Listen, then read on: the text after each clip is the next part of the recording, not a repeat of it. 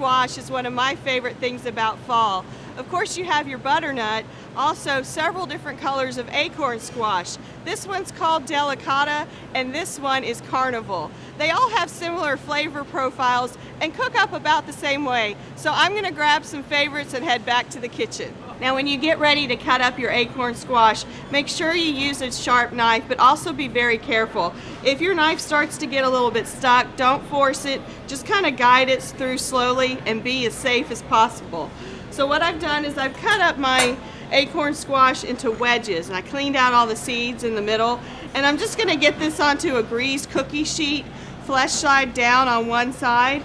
And then all you really need to do is hit it with a little bit of salt and pepper, maybe a little bit more oil, and halfway through the baking you're going to go through and you're going to flip them over so you can get that caramelization on both sides.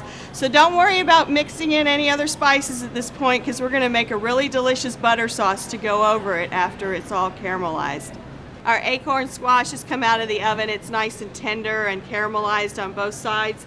And over here all I've done is I've melted a stick of butter, and I'm just going to stir in some brown sugar, some cinnamon, and remember my little hint of secret ingredient, almond extract. So just a splash, get this stirred up, melt your cinnamon and your brown sugar into your butter, and then you're just going to spoon this over your squash. It just gives you a nice lovely fall flavor.